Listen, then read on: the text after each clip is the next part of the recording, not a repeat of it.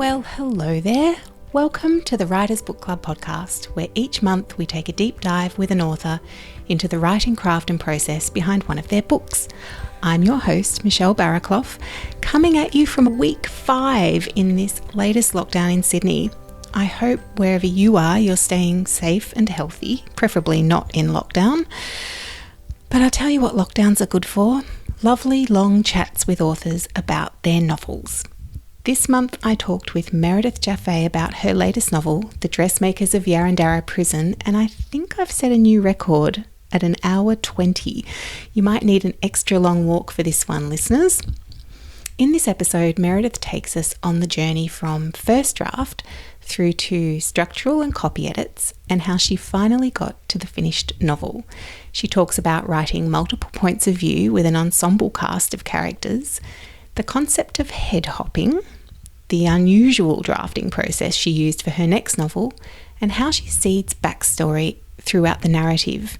And she uses a terrific example from the novel to illustrate the point. Now remember, there can be spoilers in this podcast, so if you prefer not to know anything about a book before you've read it, off you go, have a read, then come back and have a listen after you've read it. Thank you to all the listeners who sent questions in for Meredith this month. I'm pretty sure she answered all of them. And a big thanks to the gorgeous people who've left reviews on Apple Podcasts. I loved one from Megs of Redfern, who said that even though she's not a writer, the interviews help her understand a little more about the books she loves and why she loves them, which is brilliant. I thought it would be mostly writers listening to this podcast, but to know that it's, enriching the reading experience for readers as well is really lovely. So thank you, Megs. A little bit about Meredith. Meredith Jaffe is the author of 3 novels for adults: The Dressmakers of Yarrandarrah Prison, The Making of Christina, and The Fence. She also wrote Horse Warrior, which is the first in a children's series and was published in 2019. She's the Festival Director of StoryFest, held on the New South Wales South Coast, and regularly facilitates at other writers' festivals and author events. Previously, she wrote a weekly literary column for the online women's magazine, The Hoopla. Her feature articles, reviews and opinion pieces have also appeared in The Guardian Australia, The Huffington Post and Mamamia. Right, let's go to the interview. Meredith Jaffe, so nice to see your face. from a distance, just like the song.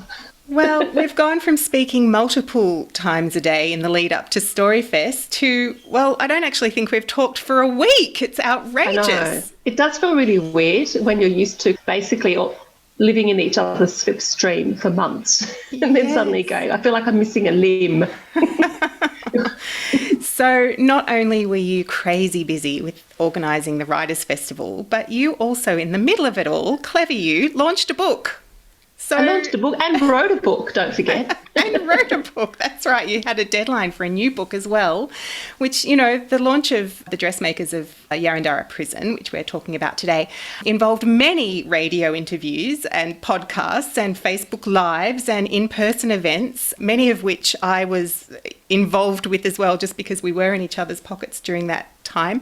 Have you caught your breath yet? Not really. It's quite interesting. Every book has its own, its own trajectory, and it's been fascinating. So I have every Thursday morning I get emails from my agent telling me my sales figures, and so that then ends up in a flurry of email conversations around, what else can we do to promote the book, and those kind of things, and which is lovely. I'm very incredibly grateful that they're paying attention. And then since the book's been doing so well on the Kindle version, it's really difficult to not distract yourself by going, what number is it now? Or the Goodreads reviews are going up, I would say exponentially, but not really. I'm not like I've got 26,000 reviews or anything, but it feels like it, compared to my earlier books. So it's sort of a bit of a distraction. And there's still, with every book you go through a sort of, if you're fortunate with a big publisher, you tend to go through a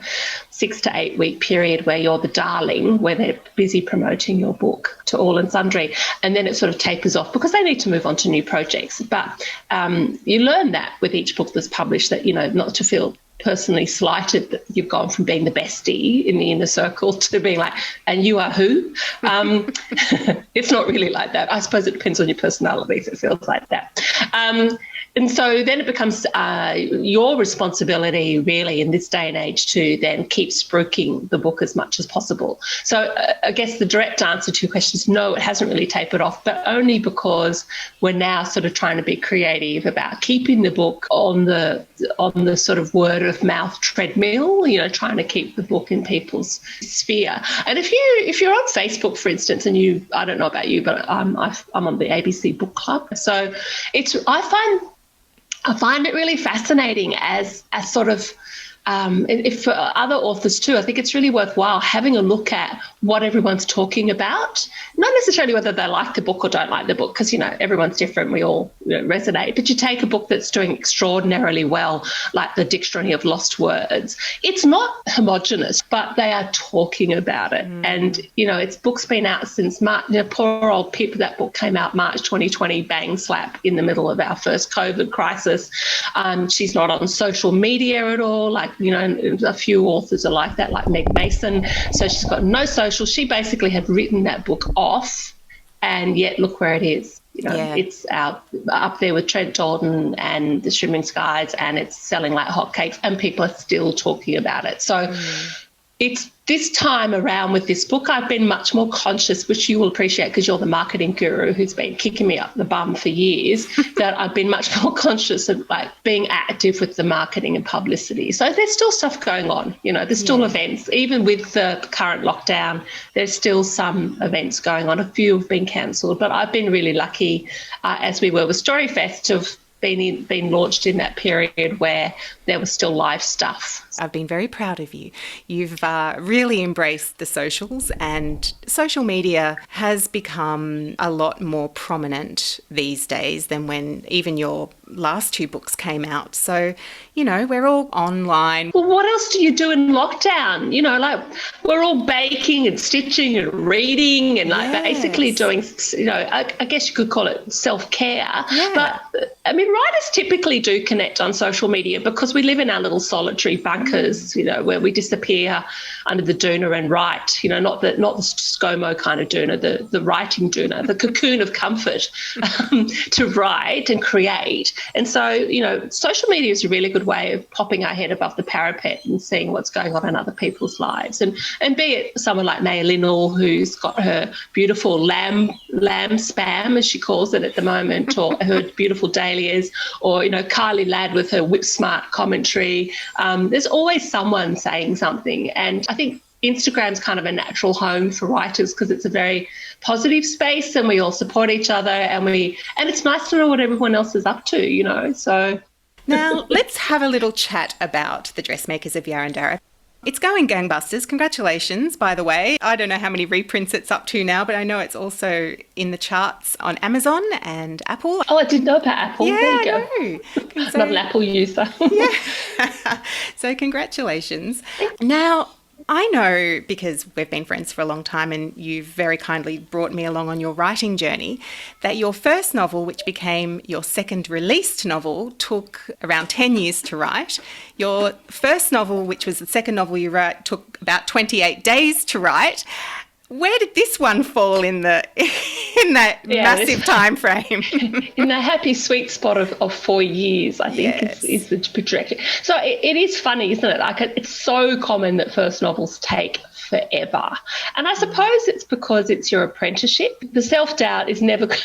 Or perhaps it's not. Perhaps some people have hubris and think their first novel is an astonishing masterpiece, which the world has just been waiting for, which just doesn't know it. But I think for most of us, our first novel is definitely our apprenticeship. So it takes time because you're figuring out how to do stuff. Like you might be lucky enough to be intuitive enough to know that it's not working, but you don't necessarily know how to fix it. I think that's the iterations of the first novel.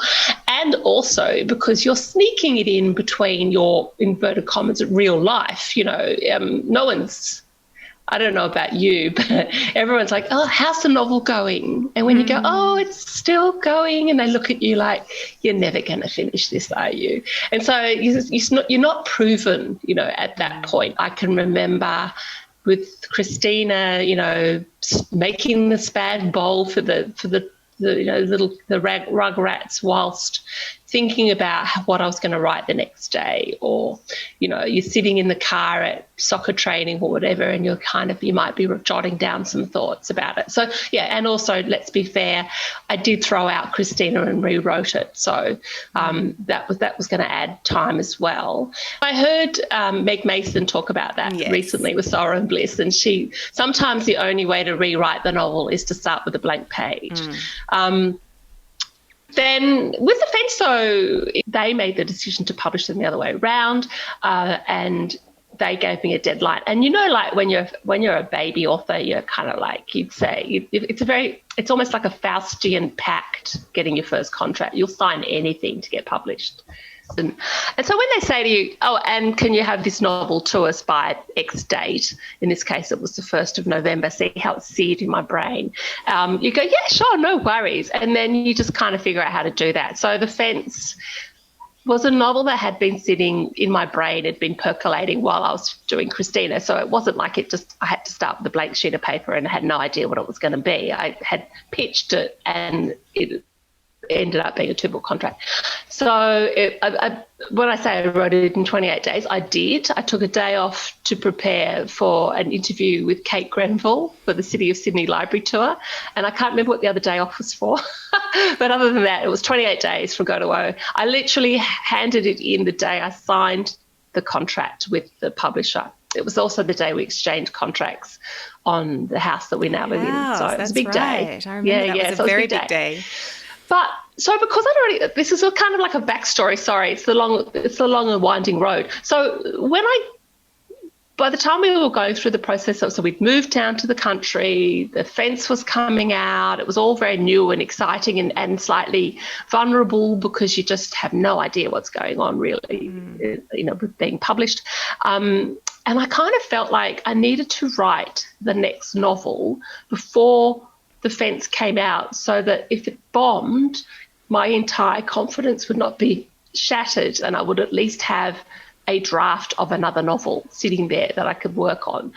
And I had told my then publisher that I had this idea for this novel about Derek, and he's in prison and he's going to make his daughter's wedding dress. And she went, sounds brilliant, go and write it. So I went and wrote it, and the first draft took about, I think I did it in 6 weeks.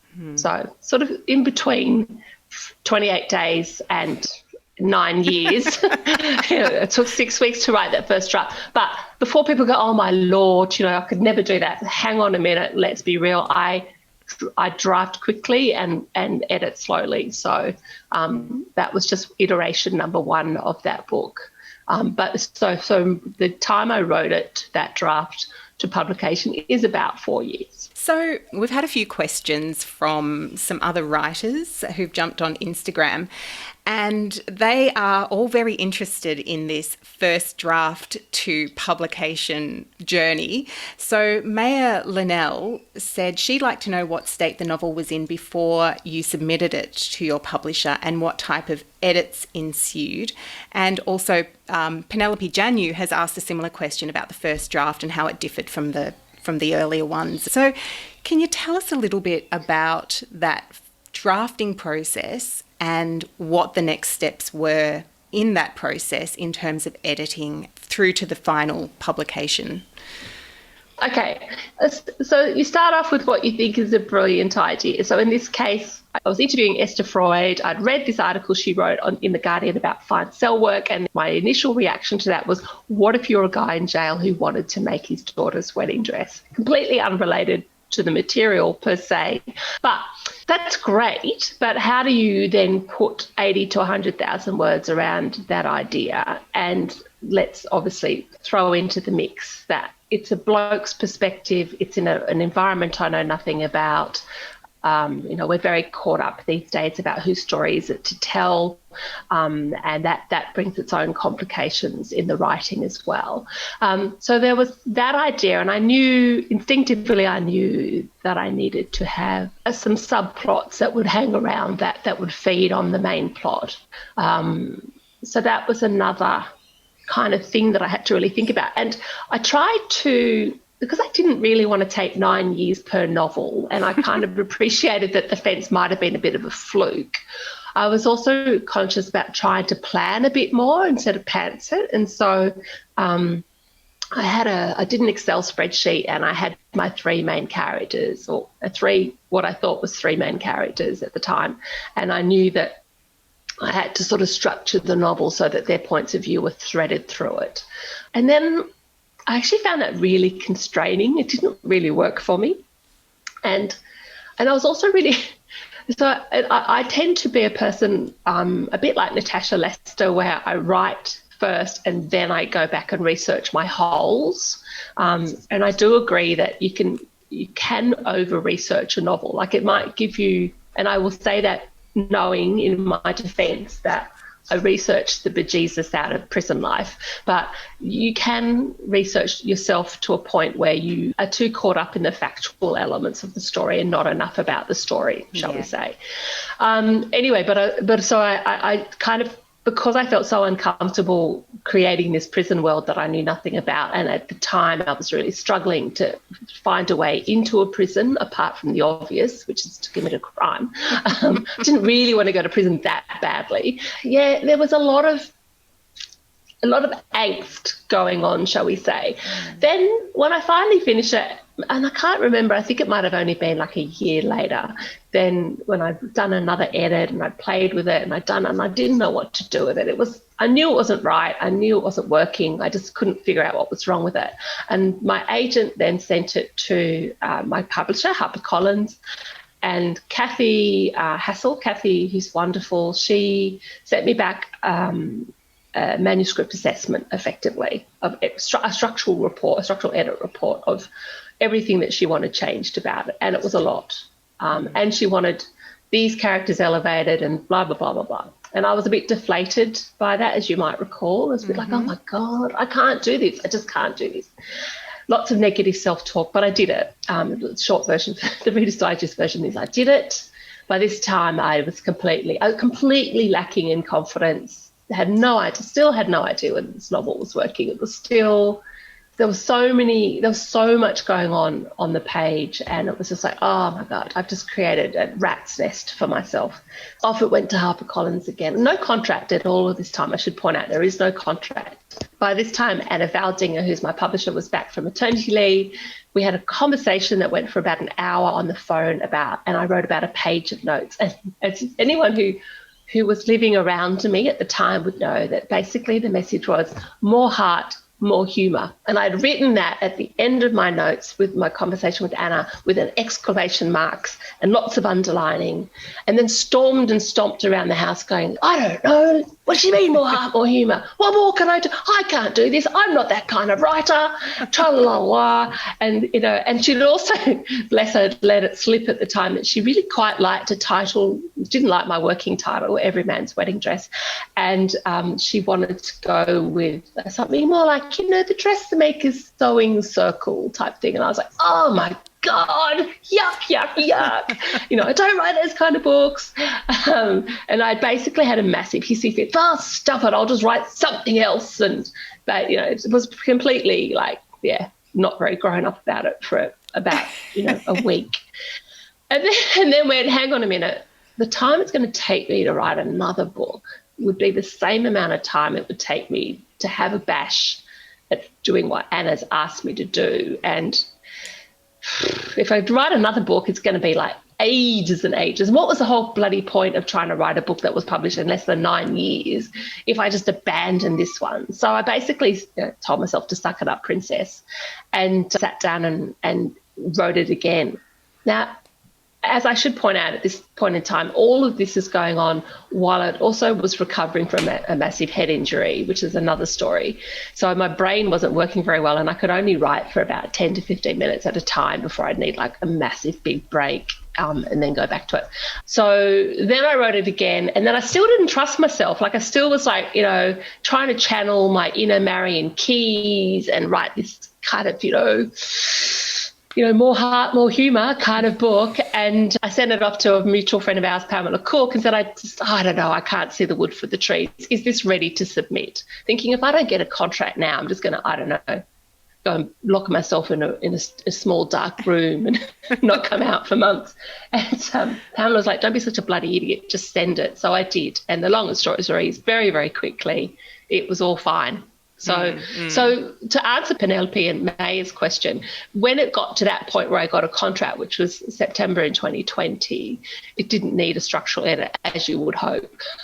And it went straight to copy edit. So it had I had expected, as most published writers would normally expect, if you hand it in, if you get a contract in September, it's going to be published the following September, which is perfectly fine by me. That's in the lead up to Christmas, blah, blah, blah.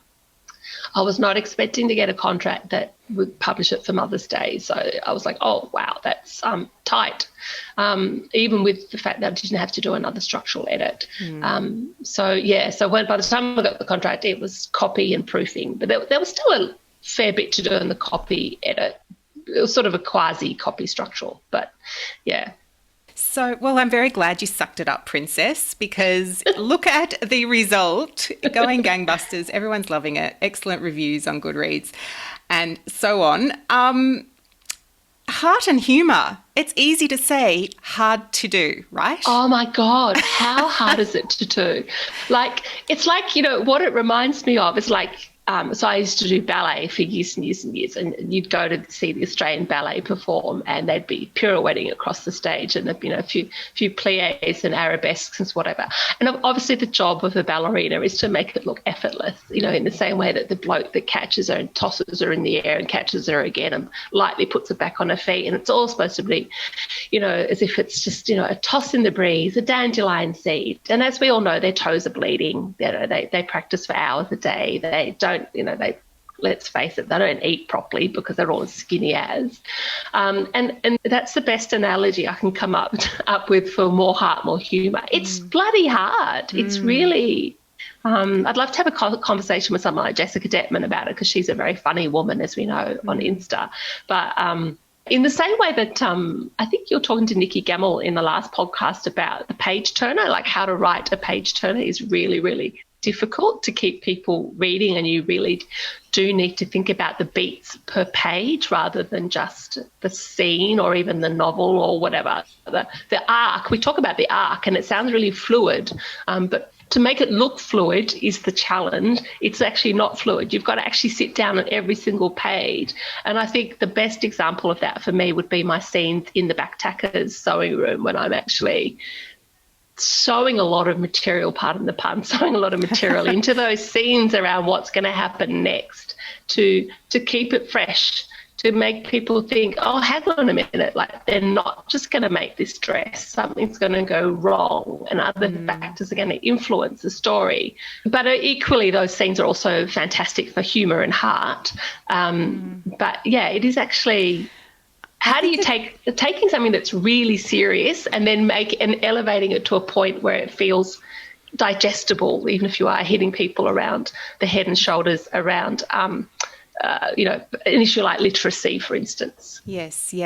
I think a really good example is in the Backtackers, there's a guy called Mick, and he's a really big, beefy character. I can't remember do we ever find out what Mick did to get into prison? Yeah, he broke up a brawl at the pub and killed people in the process, which was a bit unfortunate because he was the bouncer. Yes, exactly. But we love Mick, and I think when one of the first times we're introduced to him, Jane is bringing out all these new sewing kits, etc., and he goes for one with his big, beefy, arthritic knuckles, kind of grabs it out and says, I'll take this one. And the reason that he likes to do this really fine needlework is because it's good for his arthritis. And you can just, see this guy, he's this big, burly, beefy guy, but it provides this beautiful opportunity for that heart and that humour done in a really understated way. Like, it's not slap you about the face funny, but it's just, oh, this guy with his big chunky knuckles doing this fine needlepoint. You can just picture it, and it's a beautiful sort of pathos. I think my girlfriend Sue, who was running the art program at Long Bay Jail for 20 odd years, she read the novel as one of an early reader to sort of make sure I was sort of accurate about prison life. And so she would have these men in the art room at Long Bay Jail in what used to be the laundry. There's this magnificent old building with those massive big Georgian picture window type things, and so beautiful space. And she would spend all day with these guys, and that was what it was like. You know, she said it was so accurate that it was the place that they escaped to, yes, away from the jail talk, away from potential violence, having to be constantly on guard for their safety or for opportunity, and to be able to just immerse themselves in something that they couldn't physically escape their circumstances, but they could emotively, mentally escape their circumstances. And so that allowed them to be themselves. And I think that was kind of what the Backtackers allowed me to do, was to kind of show their humanity. Yes, I never ever said that they hadn't committed terrible crimes. And interestingly, my friend Sue, so in fine cell work, the English equivalent, the volunteers often said that they never knew what crimes these guys had committed, that they were teaching stitching. Whereas my girlfriend Sue was saying that, oh no, she knew exactly what they'd done. So she would be standing face to face with a murderer who had, you know, a palette knife in his hand, or those etching knives and stuff like that, you know, and like perfectly comfortable. And she's a little woman, like she's not like big and burly like the bloke. She was like, so I really feel you should be doing this with your lino cut, you know, as he's waving a potentially lethal tool in front of her face. So I think that, you know, I wanted also to move away from the stereotypes. I think a lot of the problem with dramas, like we grew up on Prisoner, or, you know, Wentworth and Orange is the New Black and all that stuff, or even most of your cop dramas, you know, the prisoners are painted in a certain way, as if they are the sum total of who they are is their crime.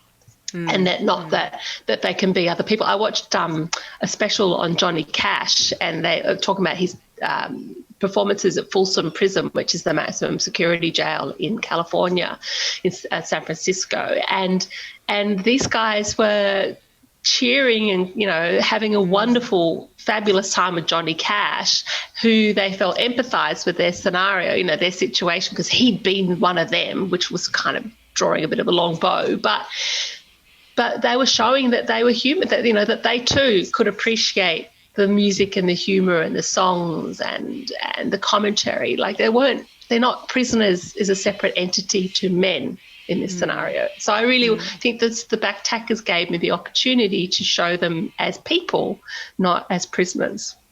So showing heart, how do you personally do that? Is that something that comes naturally to you as you're writing the characters? You'll dream up a scene where a particular character is getting to show their humanity or a gentler side to them that might be mismatched to their physicality, or how do you go about doing that with your characters, developing that heart, helping to develop the reader's empathy towards that character?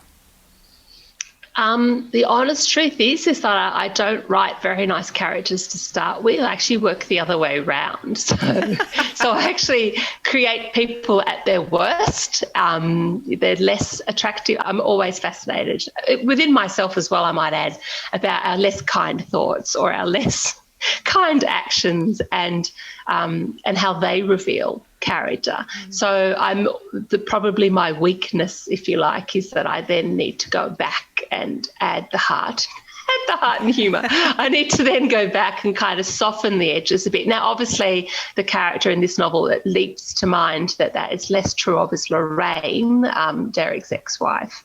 But she's an interesting one in and of herself, because I had gone on to Chat 10 Look 3 onto the Facebook page and sort of said, give me your wedding stories. I want to hear the dirt. I want to hear the goss.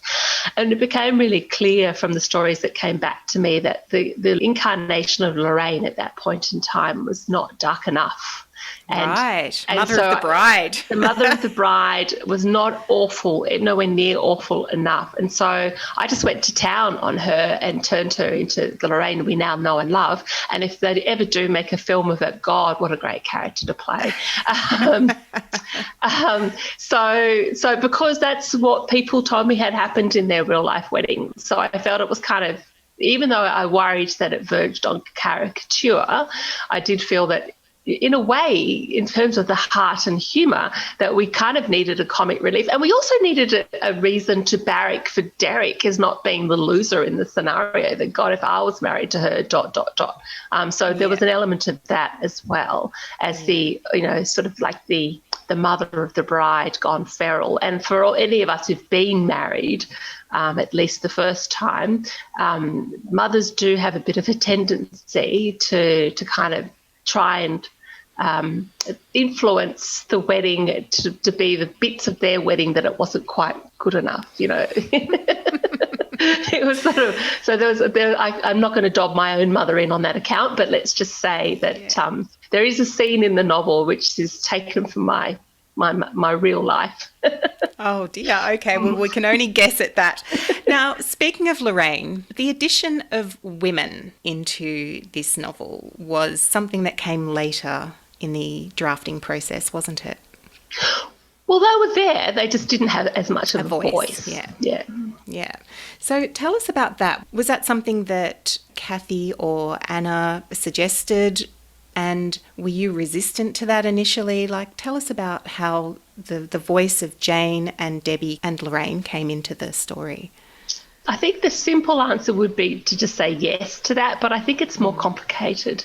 I think the other element to this story has to be that in one of my other hats that I wear is I facilitate at writers' festivals and have done for many, many years. I love it. It's like, this is like what you're doing here on a podcast is I get to do on stage lots of times, and I love it. And one of those people was Rosalie Ham, who wrote The Dressmaker, amongst other things. And I was interviewing her about her then current novel, The Year of the Flood, which is a great read. And it must have been coinciding with a sort of crisis point in the writing for me of this book, because I said to her off stage, actually, it was nothing to do with the conversation that we're having. I said, I just can't get how you have so many characters and there's so much going on and they're all really alive on the page. They're not just there to be the Greek chorus kind of thing. And I said, how do you do that? And she said, and she sort of looked at me like I was a weirdo and was like, well, that's just how I see the world. It's just how, that's how it is. There's always, subplots and people saying one thing and doing another and all this kind of thing. And if you've read, anyone who's read The Dressmaker, or in fact any of Summer at Mount Hope is another great one, where any of Rosalie's work, they are ensemble pieces. And I said, but, I can't remember. She didn't actually give me any advice about it. She just was like, that's how I see the world, and there's always something else going on. And that's where I sort of took a leap of faith, and so sort of egged on, as it were, by Kathy and Anna by saying, we want to see more of the girls to balance it out. I also went, well, really, if I'm going to add them in, I may as well add in a whole lot of other characters. So it's sort of, and it seemed like every time I added more people into the scene, Anna would go, oh, but what about, we need to get more of a feel that there's more people in the room. So even right at the end of the editorial process, I was adding in Frank and Vince and Jared, and I was like, oh my Lord. And it's kind of relief, though, that so many readers have said to me, there's a lot going on, there's a lot of people, but I always felt like I knew I had tabs on everyone. So that's a relief, because it was just getting bigger than Ben-Hur, really. Yeah. Really. Yeah. So the girls got elevated. Structurally, of course, it makes sense, because you wanted to offset the prison scenes. And Jane's a kind of, I guess, a bit of an exception to that, because originally Jane was just in the prison scenes, in the backtacker scenes.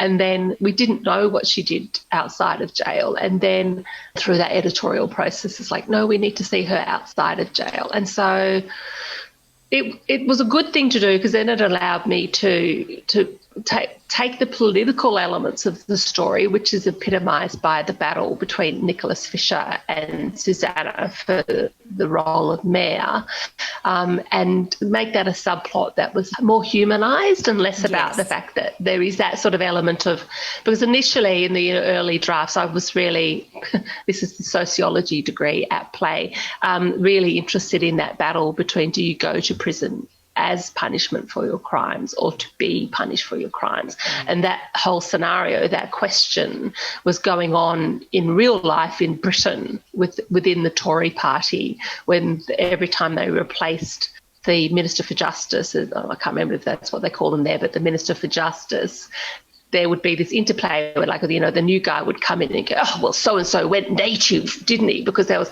was all about rehabilitation, and that's not what it's about. It's about punishment and take away all these privileges and tra-la-la-la-la. And so I was really interested in that debate that was going on in the UK, and I wanted to write about it. And so by Jane suddenly having a life outside of the jail allowed me to then to bring Susanna into it, and then set up the scenario with Nick Fisher so that we could talk about that without banging people over the head with it, because as we all know, we hate being lectured to.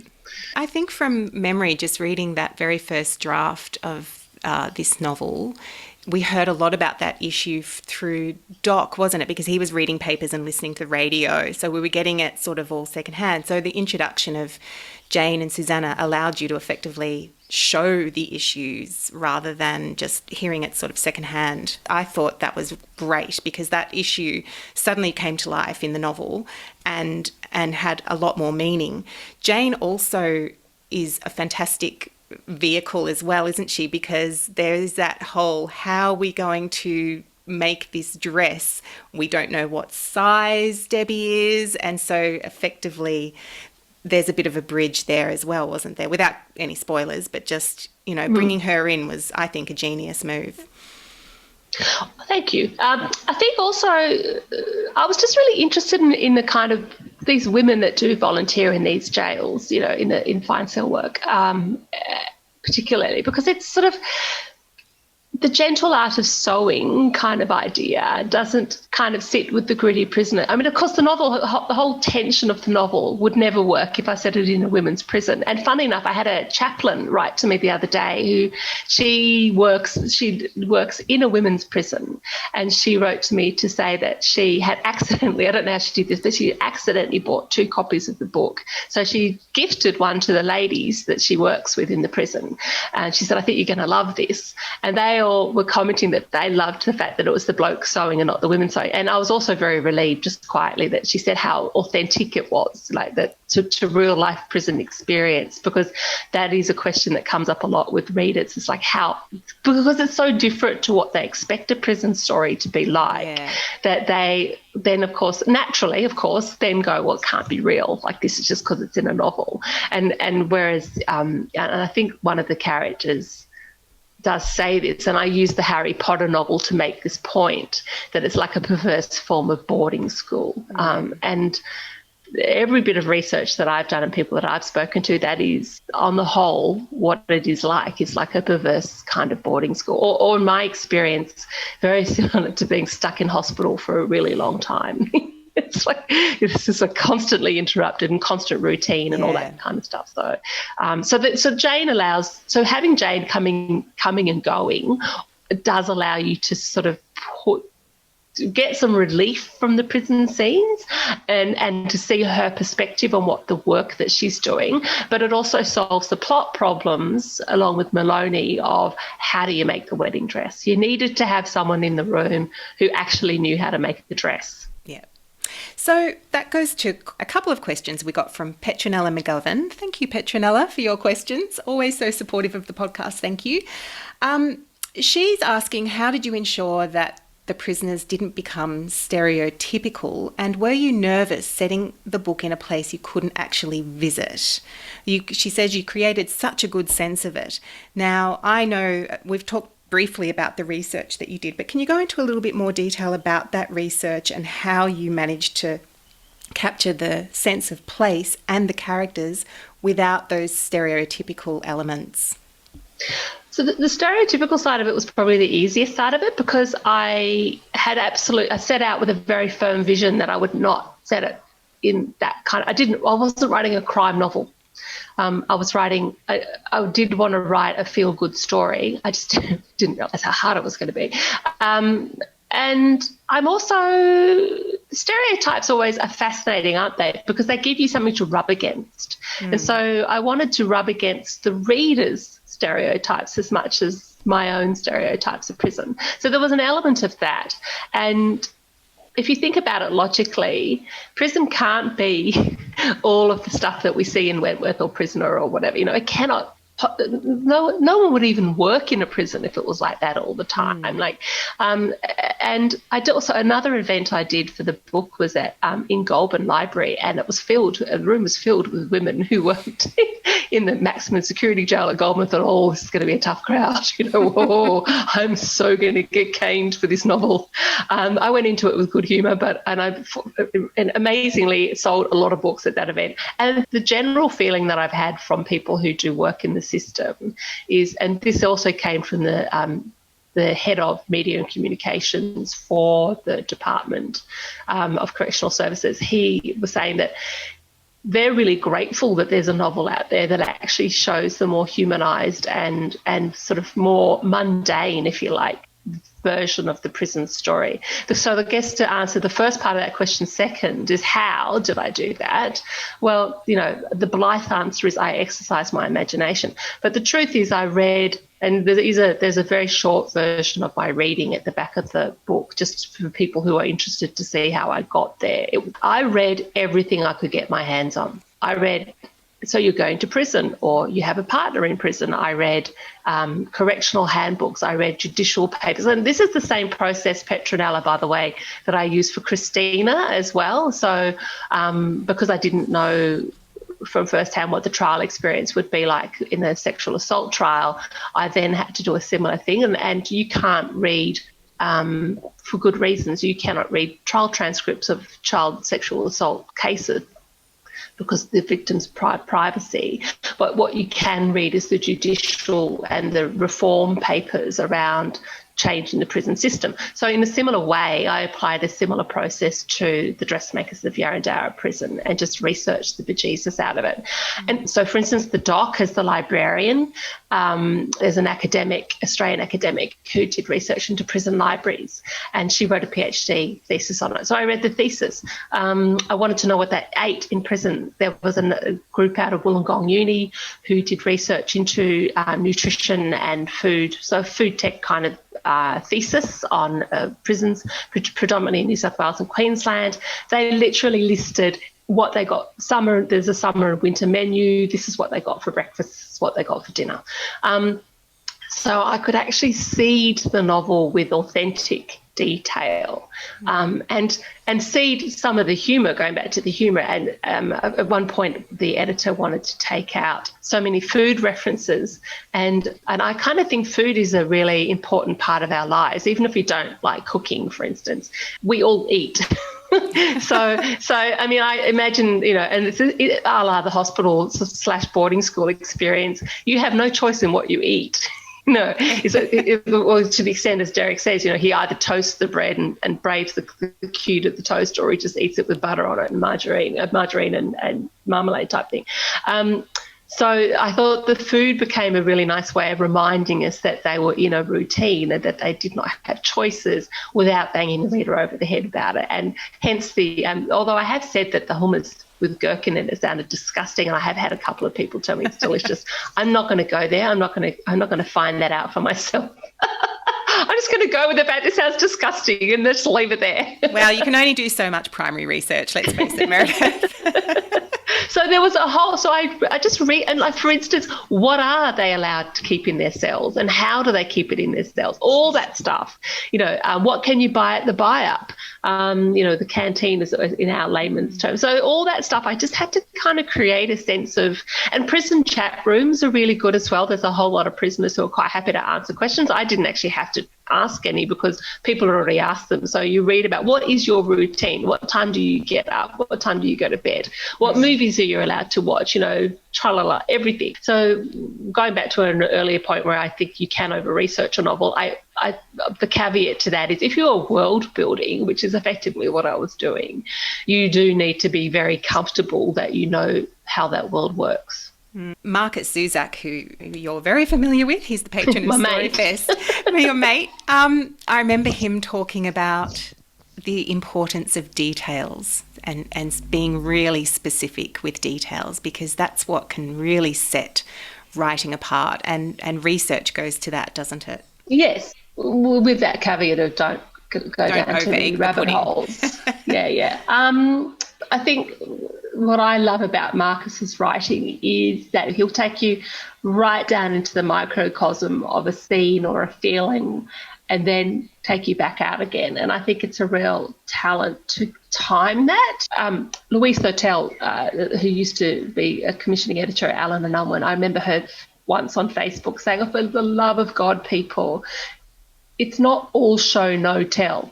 Yes. You have to balance the show and the tell, because you need the minutiae of the character having a shower, for instance. Maybe if you're writing Psycho, but for the rest of us, do we care that they're clean? Not really. It's sort of, is that the most germane thing I'm going to take from this scene? So it is that element of going, when do I need to know the microcosm of the moment, and when is less more as well? Yes. When is pulling back then going to give the reader more? It's what is not said. And I come from a drama background, so there's a lot of empty space on stage, both physically and also metaphorically. The pause, the silence, is a really important thing to develop in the writing, as well as to imagine what's not said. And sometimes too, I find that in dialogue, particularly with people, is like, don't tell me how they're feeling when they say it. Show me how they're feeling when they say it, and allowing the character to have a voice, their own voice. And how does that principle apply to backstory for you? Is it the same Your kind of thing? Your favourite topic. It's my favourite topic. Everybody knows it. I just want to know how to do it. I need all the help I can get. But it is that same theory, isn't it? I think that it's really important to make the reader work for their pleasure. So if you gift the reader every damn thing they need to know in the novel, then where is the work? Where is their imagination? Where are the holes for their imagination to filter through? So I, as anyone else who has, as you know well, that I tend to finish novels before the end, which we'll probably talk about a bit later. But I'm very big on the writer using their reading muscle.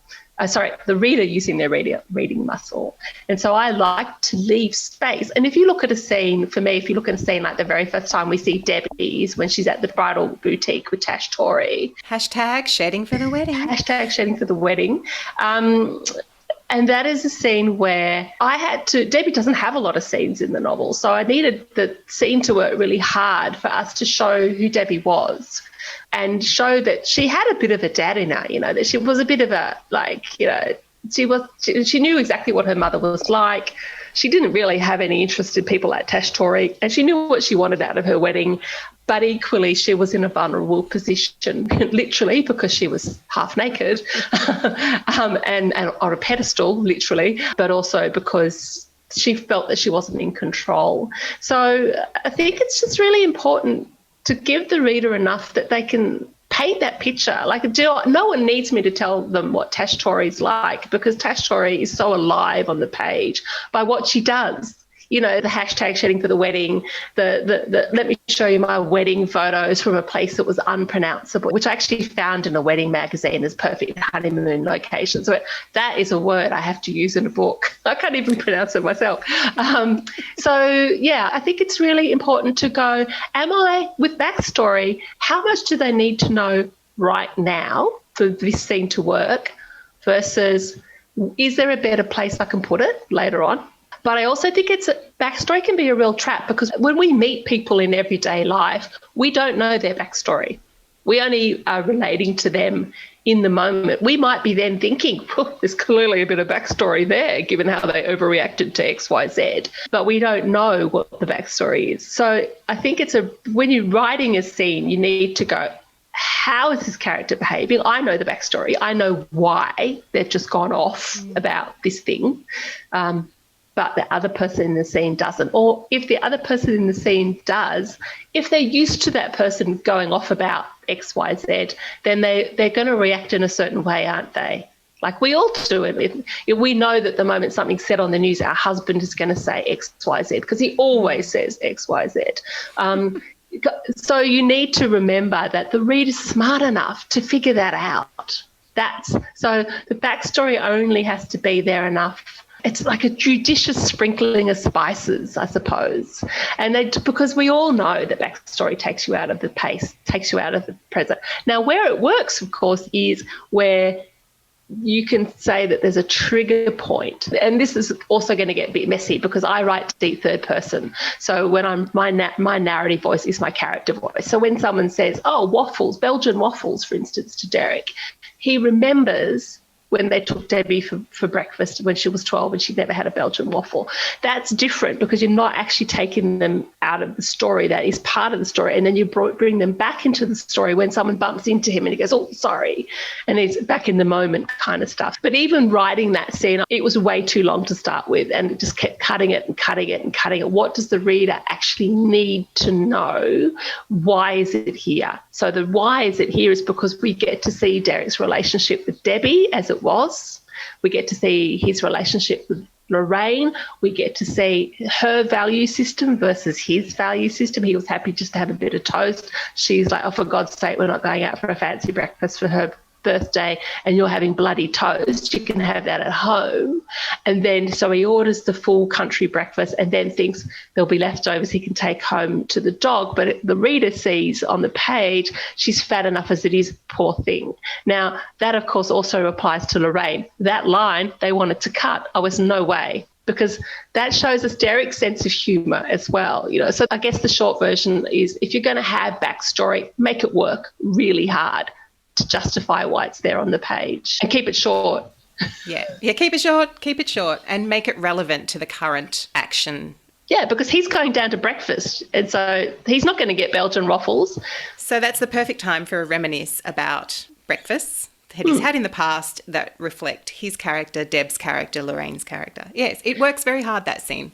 And the other thing to remember is that, like, the other characters can tell you the character's backstory. So if you look at Parker, Derek is the one who tells us he's a country boy and that's his obsession with the weather pages and knowing what the temperature's going to be and when the rain's coming. So you get a sense of Parker as the person he was before he became a criminal that ended up in jail, just through one sentence from Derek. So that's the other thing. When I say keep it brief, that's an example of keeping it brief, is only keep as much of it in the story that doesn't take the reader any place that you don't want them to go.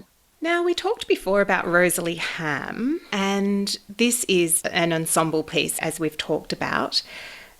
Can we talk a little bit about the issue of head hopping, Meredith?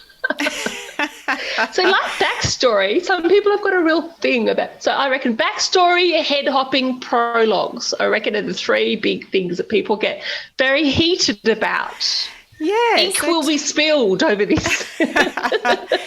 Tell us a little bit about how head hopping came into your orbit in terms of this novel and what your thoughts are on it. Okay, so backstory here is that it didn't come into my head with this novel. It actually came into my head with The Fence.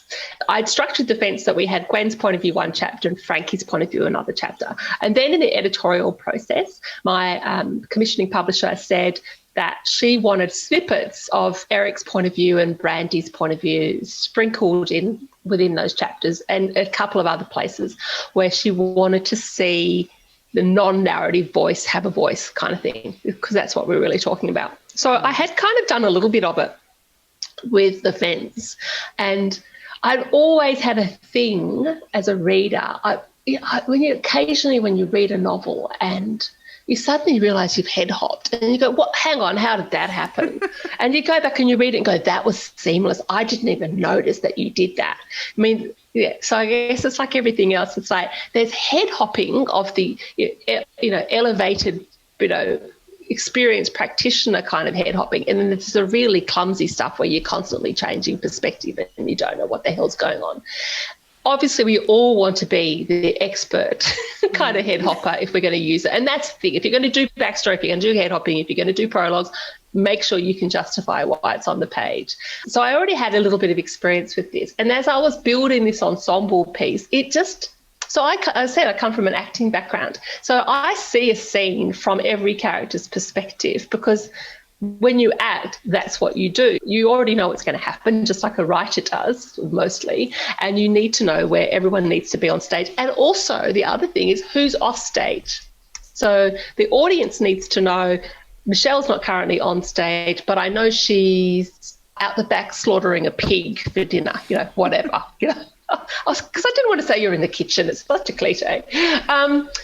So there's that element of always understanding where everyone is in the room and where they need to be, and also what they need to be doing next.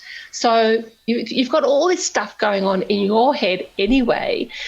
It then becomes a matter of how do I best get from A to B to C, and is that character the person to tell me that? And often the answer is no, and it becomes really awkward if you're trying to stick to Derek's point of view when naturally, if he said something stupid, like for instance, I thought I'd make her peacock throw cushions, Jane is obviously going to react to that like that is the dumbest idea ever, perhaps not in such polite terms. If I stay in Derek's head, I lose the comedy of that moment, because Derek thinks he's talking perfect sense. Derek thinks it's brilliant. Of course she's going to want throw cushions, just like his mum had. He's not realising how much that says about talking about backstory, how much that says about his relationship with his mother. And I think the backstory of Derek with his mother is something that I'm quite proud of, how I wrote that backstory, because there was a lot more written in earlier drafts about what happened between him and Steve and him and his dad and him and his mum, which is not in the novel, and it shouldn't be in the novel. But I wrote it anyway, kind of thing. So I think that, and when Jane and Maloney are in cahoots, for instance, if I only saw that from Maloney's point of view or Jane's point of view, I would again lose the magic of the reader using their creative muscle to understand that the lie in action, that this dress is being propelled forward because of a lie. And so I think for all of those kinds of reasons, the dramatic tension in the scene, the comedy in the scene, the pacing of the scene, and how much I needed the reader to move, because a lot happens in those back chapters, how much I needed the reader to move forward was served by the head hopping. Well, to me it was seamless. When I don't even know how this came up. How did this whole thing about head hopping come up? Did somebody mention it? Or somebody mentioned that it was a very bad thing to do, but I can't remember who it was. I was like, oh, okay. And then when I read this iteration, I was like, to me it was seamless. And I loved this style of storytelling. I loved being able to get their reactions, and I actually couldn't see the seams. So well done, you. But it is a lot of work to do that. Like those chapters, to get the head hopping seat, to make it seamless and visit, like the ballet dancer with her, arabesque, etc., is lots of rewriting. Like again and again and again and again until you really. And the initial version of that was a lot more in Derek's head.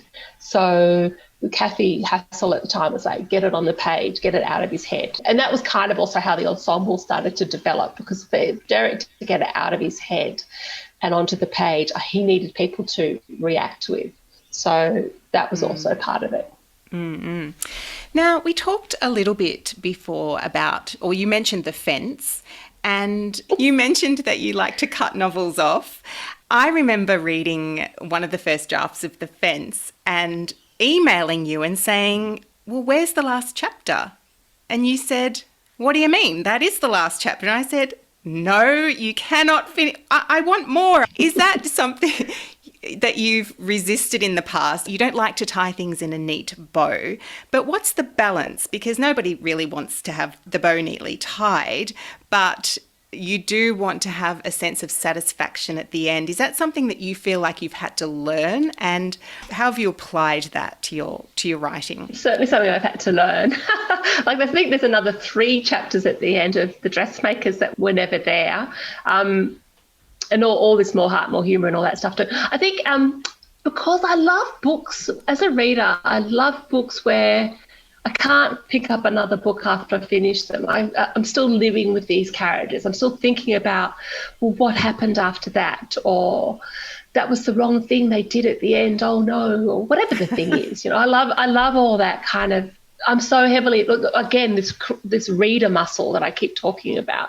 I love my reader muscle being worked, and I like to be able to, I'm so engrossed, if I'm so engrossed in the story that I'm still thinking about them days later, going, well, what happened? Then I think that's a big tick for the writer, that I'm so invested in what happens with those characters. And I guess from a reader's point of view, the number of people, strangely enough, no one's ever asked me what happened to Christina after that novel, but with The Fence and Dressmakers, people have always said, it should be a sequel, or what happens next? Because books are not life, they are a fragment of our life. Going back to backstory, that's part of the problem, I think, for people, is we've just dived into these characters' lives for however long the novel lasts for, and then we've dived out again. A few novels are obviously the epic novels that go from cradle to grave across dynasties, perhaps not so, but for most novels, we're only in their world for a short period of time. So, as we know, Cinderella marries the prince. How did it turn out? Who knows? The story finished there. So it is that element, I think, where I kind of like to leave people going, well, what do you think happened next? And I know what people think happened next with The Dressmakers, because they're telling me, they're going, well, Joey obviously has to go and do his course, and Derek has to get out, and then, he needs a romance and all this kind of stuff. So I like that. That to me is very satisfying. So I guess going back to your point, how do you know how much you tie it up versus how you allow space for people to project into those characters' life? It's tricky. I wish I could give you a perfect answer. You know me well enough to have to, oh my God, I've got to tie this up with a neat bow. Oh, kill me now. So the challenge for me then became when Debbie goes to see her dad at the end. Sorry for the spoiler if you haven't read it. Is I wanted to make you cry. If I was going to have to tie it up with a neat bow, sorry. Yes, more heart, more humour. Well, there was going to be no bloody humour at the end of this one. I was going to have you in tears, floods of tears. So that is also, when you say tie it up neatly, it doesn't have to be obviously a squeaky clean, Brady Bunch kind of ending. It just needs to be satisfying, I suppose. And I think it was the same with The Fence. I wanted to know a little bit more than what you gave me in the first draft, and then you delivered that with the final novel, and I had a tear, and I didn't have that when I read the first draft, because I was like, I don't have your imagination. I can't imagine what happens to Frankie and Gwen. I've invested in these characters, and I really want you to tell me how this ends. If you had have dropped off those last 3 chapters, you wouldn't have got all these readers telling you that they'd had a little cry at the end.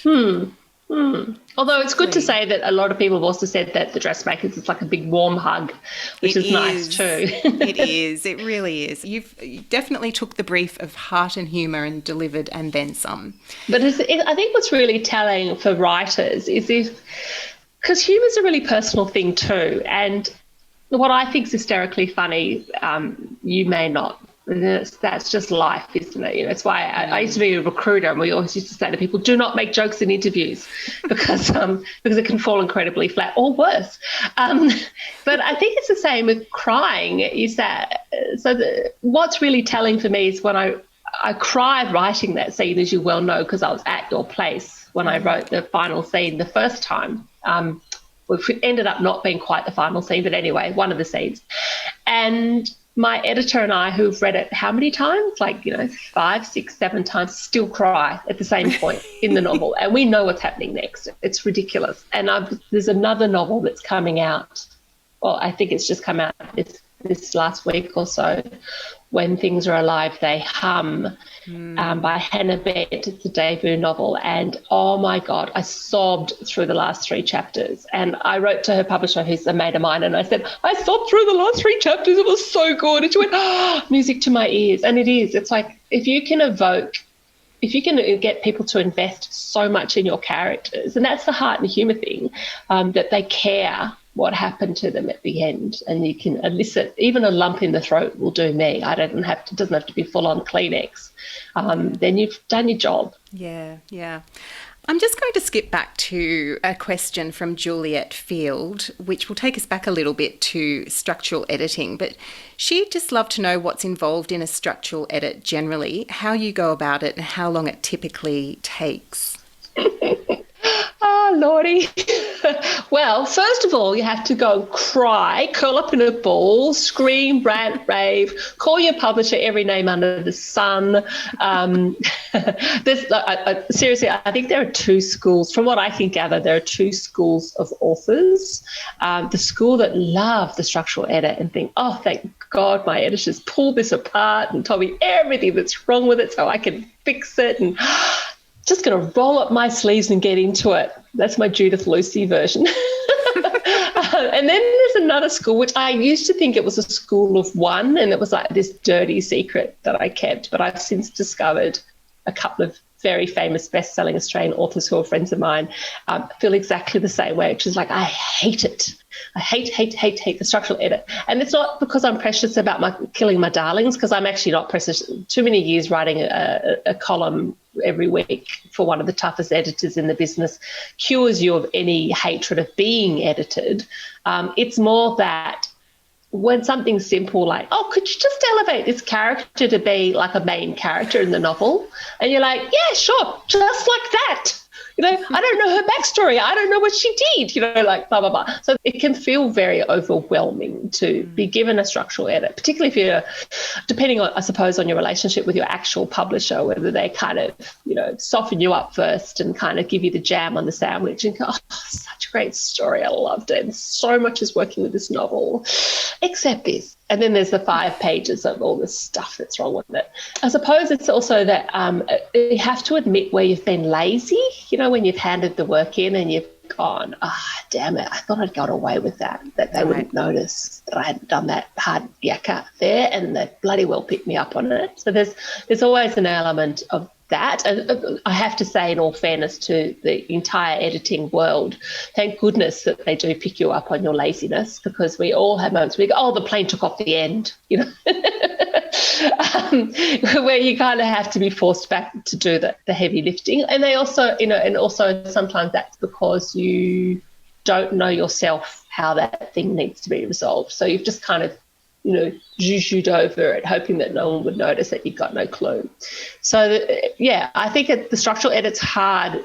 I find it hard because it's the moment of truth where it confronts you about your inadequacies, the inadequacies of the story that you've told. It's probably the first real time for most of us that someone who you trust, someone that you respect, has actually come back and told you the unvarnished truth about your opus, and it ain't always pretty. So it can be, and it's just a shitload of work, to be blunt, like it's not, like I know I've got friends going through it at the moment, and we all, like, there's a secret society of authors who message each other of support privately about, I know exactly how you feel, because you're not supposed to admit that it sucks, that it's really hard. I mean, I know you interviewed Kylie Ladd. I can't remember which novel it was she handed in that they didn't do a structural edit. I'm like, yeah, good. I'm glad it happened to you once.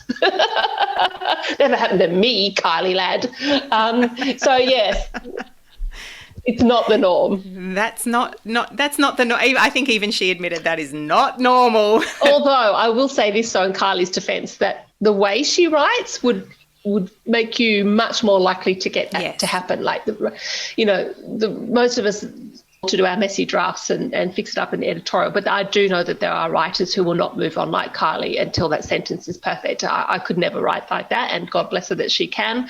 But the way I write, there's no way in hell a publisher would come back and say, that's perfect, then we'll just keep moving on. But I do get told a lot that my work is very, very polished. So I do care.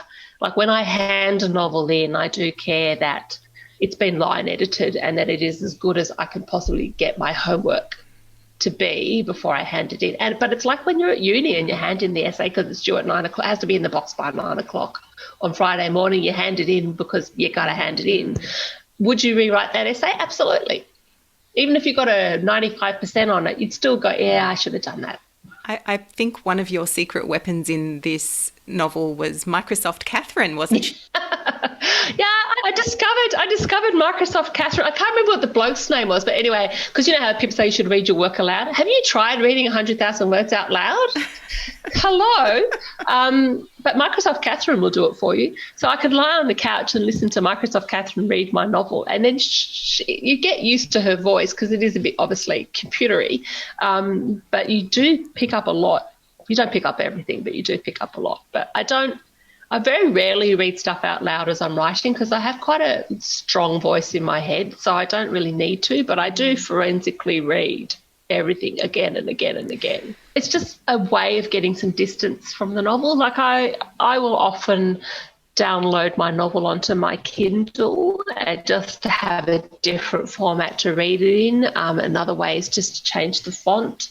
I print it out, I read it that way. You know, you just got to sometimes just kind of see it in a different format. And you definitely need to print it out, though, because it's amazing how many mistakes pop out at you on the page that you don't see when you're reading on a screen. It's a waste of paper, but I recycle mine, so.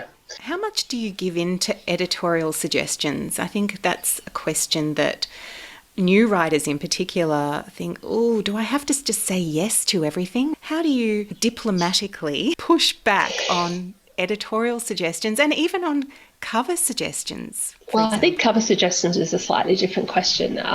Cover design is basically not your court, I suppose, unless you are Anne Patchett and you just get to say this will be the cover of the Dutch House globally and end of story, and they go, oh, okay.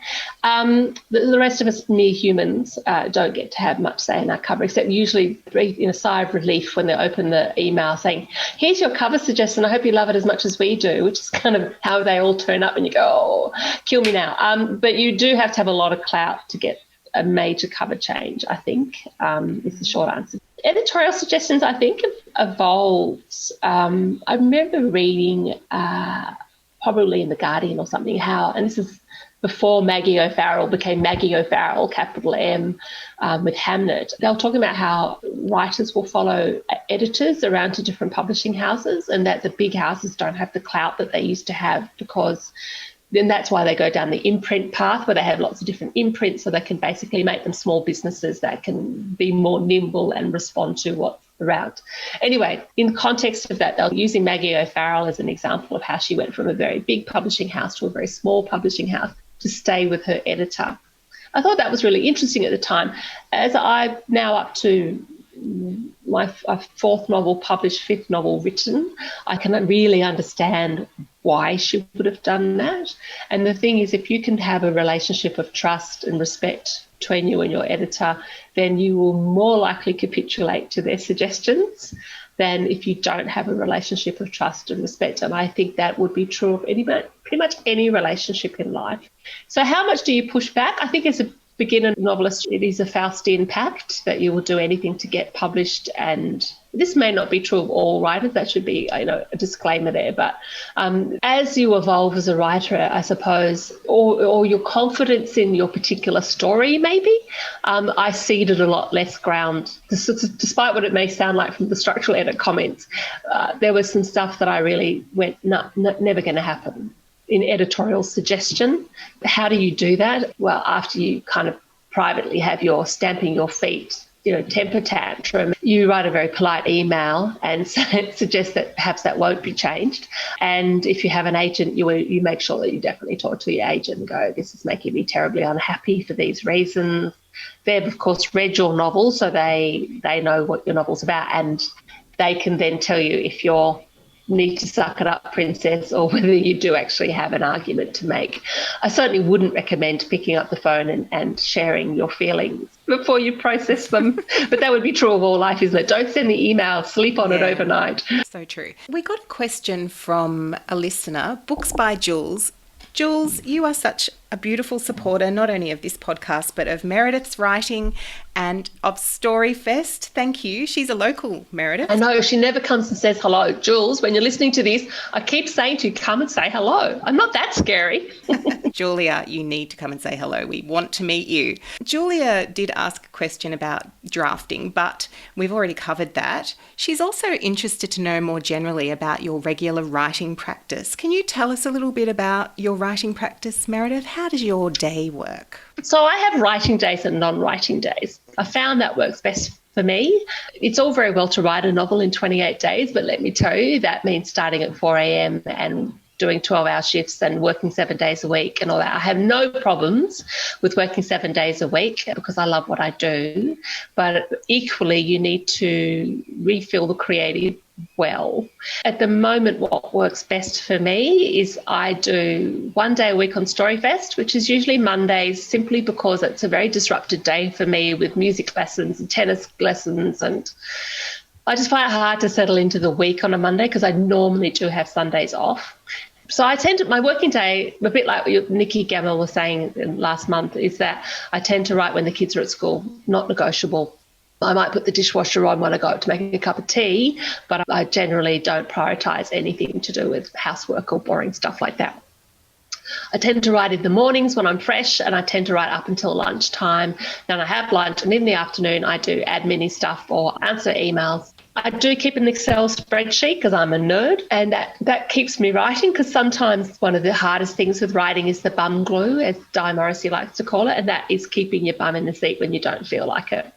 It's a bit like, if you pack your gym gear or have it next to your bed, you will go for your morning run. Keeping active track of my word count forces me to keep writing some days. And I go, oh, God, if I just wrote 250 more words, I would actually have done better than yesterday. All right, I'll do that. And I often find too that I can struggle all morning and faff about, and I can whinge, complain and all that kind of stuff. And then, the last hour of my writing morning it'll all come together, and I'll scream out 2,000 words in an hour. So my writing practice, I've found benefits the less time I spend at my desk, not the more time I spend at my desk. So if I feel like I'm running out of puff, I might write Tuesday, Wednesday and do something else Thursday, and then write Friday, Saturday type thing. And that's kind of my preferred way. Tuesday, Wednesday, day off. Well, not when I say a day off, day off writing, and then Friday, Saturday tends to be how I write. And even then I find I can generally put a novel together in about 6 weeks. That's I'm a pretty fast writer. Wow, 6 weeks, my God. It's discipline, honestly, it's bum glue. It's literally sitting there and going, stop telling, you've got to shut off the little voice. I also find that I also meditate. So every day before I start my day, I meditate. And that's a really good technique for shutting off the stupid little voice that hates you and wants to tell you what a loser you are, and that who are you kidding, and all those negative, whatever your personal negative mantra is.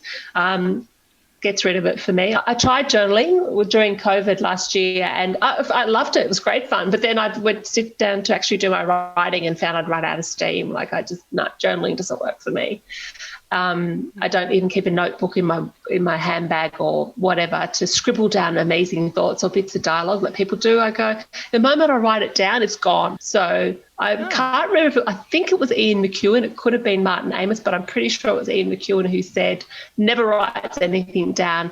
If it's cream, it will float to the surface. And I find I'm the same. The novel I'm about to go back to editing, the next one that's coming out next year, when my mind is percolating issues in the novel, I will write Post-it notes about thoughts related to the edit that I stick in a $2 scrapbook that you get at the stationery store, and then I'll come back to those, because then I can, when I've dealt with them, I can scrunch them up and throw them in the bin so they become lesser, but not just as a general day-to-day, oh, that was a very witty repartee, I'll write that down. Or I really like the way that his cuff looked. It's like, nah, I rely on my imagination for that, rightly or wrongly. You do have a brilliant imagination and also an excellent memory, much better than mine, as we have demonstrated. Despite the brain injury. So you don't have necessarily a daily word count. You more work on a weekly word count? Yeah. I roughly work on, I like to keep the math simple. I try and work on like 10 to 15,000 words a week. We'll get a novel written. And I generally write in 6 weeks, so it's clearly more than 10,000 words a week. I always work on the novel. I always work on a novel length of 100,000 words because that's really easy maths. 100,000 divided by 10,000. Yeah, that's 10 weeks. The only time it hasn't worked is the one I've just finished writing a couple of months ago, because it didn't end up being 100,000 words. It ended up being like 117,000 words. It just felt like the never-ending story. It's like, oh, my Lord. So that goes to one of Jules's other questions, which is what you are writing now. Now, can I put a little caveat on that and say not what you're writing now, but what you have just written? And can we talk about the drafting process for this novel that you've just turned in? We sure can. So it's not uncommon for writers to talk about wanting to keep their process fresh and challenging themselves in new ways with each book. I suppose in the spirit of that, I'm in the camp that says story planning just sounds like the most boring way in the world to write a novel, and I couldn't script my novel like that because what would be left? Where would be the fun in the writing? So I'm definitely in that camp. And then I read an article in The Guardian where Sophie Hannah, who's the UK crime writer, detailed her approach to what she calls story architecture as opposed to story planning. And that rang a bell. That made sense to me because that was about, if you're going to design a house, you want to know where the bathroom's going to be and the staircase and all those kind of things. You don't build the house and then go, oh, yeah, the staircase to upstairs would have been good, or I don't like where the bathroom is or whatever. You kind of figure all that stuff out first. And then when she framed it that way, I went, oh, yeah, because, I don't want to spend 9 years writing any more novels. I'm 56. If I spent 10 years on every novel, I'm not going to write a lot more novels. I'd like to kind of be a bit snappier. And I could kind of deal with story architecture better than story planning. And even she said story planning just sounds like a shopping list, doesn't it? Like, I need milk, I need tomato paste, I need toilet paper. Whereas story architecture sort of still kind of alludes to the creativity of that. But as we all know, if you're a pantser, you can either go down rabbit holes in your novel, or you can spend a whole lot of your writing time feeling very angst-ridden by, is this working? Is this working? If I said right at the beginning that Michelle was going to do this and now she's done that, and I'm going to have to go and rewrite that now because I've had a much better idea 3/4 of the way through the book, all that kind of stuff. So with this new novel, I Forgive You, I wrote what Sophie Hannah calls a gnocchi draft, and she calls it gnocchi because it's half pasta, half potato, right? So it's not a first draft, but it's not a story plan. And I thought, look, nothing to lose. I'll just put a gnocchi draft. I'll have a go. I'll see if it works. And what she does with that is she starts with the elevator pitch and then the blurb and then the setting and the characters, before she then goes, and then this happened and that happened or whatever. So you're not actually writing. You're just kind of writing badly, as it were. But what's interesting about this is that elevator pitch and that blurb was put by my agent with the Dressmakers, and that got a 2-book contract, just that elevator pitch and that blurb. So clearly it worked because I sounded like I knew what I was talking about, even though I hadn't actually written the novel yet.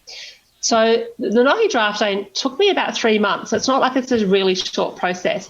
But what it allows you to do, it's as you have that brilliant idea 3/4 of the way through, it's pretty easy to change something that's only 20,000 words long, because you can just Google Michelle and then it'll take you back to chapter whatever it was, and then you can go, I'll just fix that in there. So it sort of evolves over time, over those 3 months. I'd say if I was saying to anyone who wanted to try it, give it 3 to 4 months. Don't assume it's going to be like, I'll just wing it out in 2 weeks. And then I just left it because I had to go and do all the edits and everything else for the Dressmakers. And then I didn't come back to it again until March. And that's when I actually took the gnocchi draft and went, right, chapter 1, what happens? And then fleshed it out so that as I went through, and as you've read the gnocchi draft, so you know that some scenes were really well fleshed out because they had obviously come to me very fully formed, and other bits were like, and somehow she goes from here to here, and because this needs to happen, kind of, and literally in those kind of words. So then the drafting process then just is a lot less stressful because you've already done the structural hard work. You already know who all the characters are. You know how it resolves itself. It just isn't pretty. It just doesn't have any nice stuff happening in it. It's not emotionally resonant or any of those kind of really important things. And so the writing process then becomes very much about layering and getting into the whole story of it. It's easier in the sense that it's not as angst-ridden, but it's not easier in the sense of the writing. It just takes a whole lot of layers of pressure off that you already know how it works out. So I did it that way. Yeah. I've heard Sophie talking about it on the Rights for Women podcast, actually. If anyone's interested in learning more from the horse's mouth, have a listen to Pam Cook's interview with Sophie Hannah on the Rights for Women podcast, where she talks about the gnocchi draft. Well, I think we could probably just keep talking and talking, couldn't we? In fact, when we get together, we do just talk and talk. But there's usually champagne involved all night long. But this is a podcast and we do need to be mindful of the time, which is ticking on. So, love, thanks so much for coming on my little podcast. I so appreciate it. And thank you so much for having me. I hope people enjoy it. And I was going to say too, if people want that copy of that article from Sophie Hannah, let me know and I'll find it again. And I probably saved it somewhere in my bookmarks, and I can that'd be good actually. Put it up with you. I can pop it in the show notes and people can just click through to that. Thanks, Meredith. Thanks, Shal. See ya. Bye. Well, lots of great writing insights from Meredith there, and quite a few specific references to Meredith's novel. So if you haven't read it, come back and have another listen afterwards. She does refer to some specific scenes in relation to seeding backstory and showing a lot about a character in a short space. So lots to learn there. I want to say a big thank you this month to Petronella McGovern, Maya Linnell, Penelope Janu, Julia Miro and Juliet Field for your questions today. Petronella, Maya and Penelope are all excellent writers themselves with quite a few novels between them, all of which are out at the moment. So if you're after some lockdown reading, please check them out. They're all terrific novels, so you really can't go wrong there. You can find out more about Meredith and her novels at her website, meredithjaffe.com, where you can also sign up for her newsletter, which is a terrific read full of book reviews, interviews she's done with other authors, what she's up to with her writing, and there's always a scrumptious recipe in there too. I think the last one was date and coconut slice, which is definitely not helping with the COVID kilos, but hey, who cares? It was delicious. Now, of course, you can also follow Meredith on Facebook and Instagram, where you'll find lots of great stuff if you're interested to learn a little bit more about the specific research and inspiration for dressmakers that she talked about in this episode. Now to our August book. I thought it was high time we had a bloke on the podcast and was absolutely delighted when Kyle Perry agreed to come on. Kyle's debut, The Bluffs, came out last year to great acclaim. In fact, it's just been shortlisted for Best Debut Fiction in the Ned Kelly Awards. And his latest novel, The Deep, has just been released. Now, it's perfect timing that Kyle has a book out because last year I listened to him talking about writing craft and his process, and he was so great, so articulate. I thought he'd be brilliant for this podcast, and I put his name on my wish list. So when his publicist at Penguin got in touch out of the blue a few months ago, I couldn't say yes, please, fast enough. So, as always, you have about 3 weeks to read Kyle's novel, The Deep, and pop your questions on the Writers Book Club podcast website or on the socials. You'll also find links to buy both the paperback and ebook versions of The Deep on writersbookclubpodcast.com. And yes, we're doing a giveaway, which you'll find on the Writers Book Club Instagram and Facebook accounts. So head over there to enter. The entries will close on August the 7th, which is only a few days away. Thank you so much for joining me this month. You'll find all the show notes for this episode with Meredith Jaffe, including a link to the Sophie Hannah article and the Rights for Women podcast episode with Sophie at writersbookclubpodcast.com.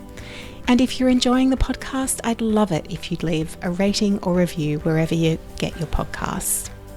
Last but certainly not least, this podcast was recorded on the beautiful unceded lands of the Gadigal people of the Eora Nation, and I respectfully acknowledge the elders of this country, past, present and emerging. Have a great month everyone, and happy writing!